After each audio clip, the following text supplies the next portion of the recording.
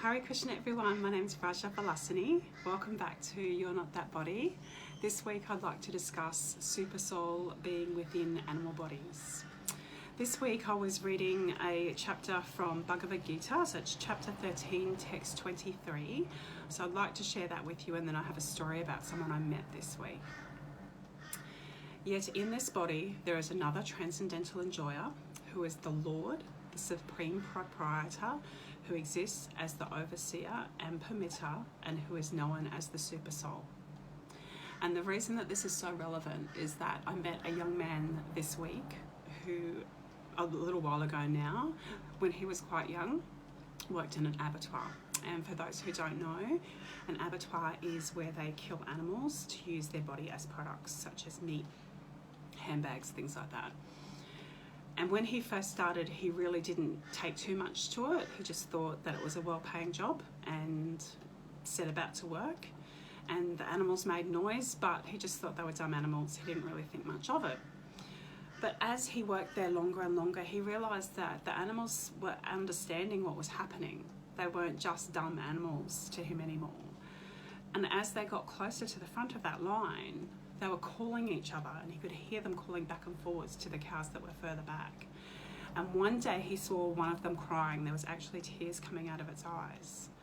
And then he realised in that minute that they're not dumb animals. There's actually something deep in there.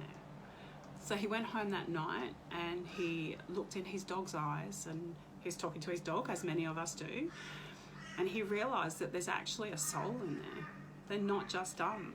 There's actually more to them than just the dumb body that he thought there was, which I think is pretty amazing, because some people go their whole lives and don't realise this. So he went back to work the next day, and he thought he would be okay, and he saw the first cow and realised that he wasn't. He couldn't do it.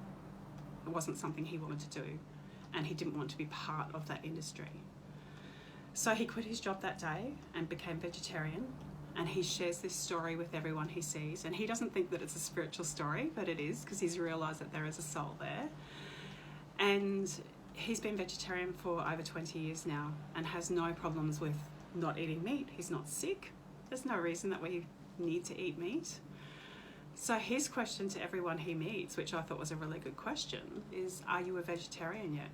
And if not, maybe you need to look into reasons why you should be. So I thought that was really nice. He actually asked me that. I'm vegetarian, of course, but I thought it was a really nice question that he was asking people, and it was not in an offensive way.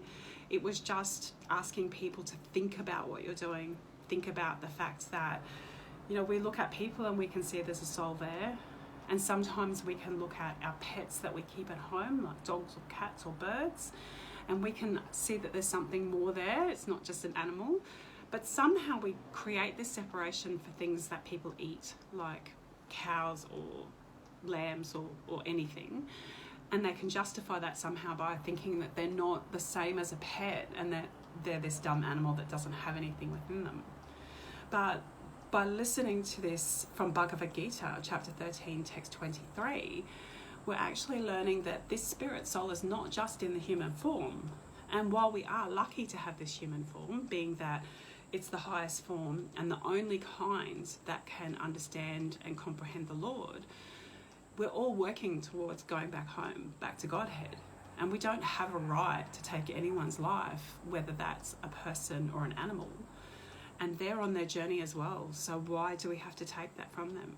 There's more than enough food out there for everyone without needing to kill anything. We just need to look at it a different way. There's vegetables and grains and, it goes on and on. But people from birth are given animals as food because they're taught and taught again, and they pass that down, that this is what you need to be healthy, that you need meat and 3 veggies for dinner, but you actually don't. You can be very healthy without needing to be part of that cycle. So I would like to challenge everyone else to the same question that I was asked this week. Are you vegetarian? And if not, why not? Have a think about it. And while you're there, we're in this silly season that everyone's so rude and cranky.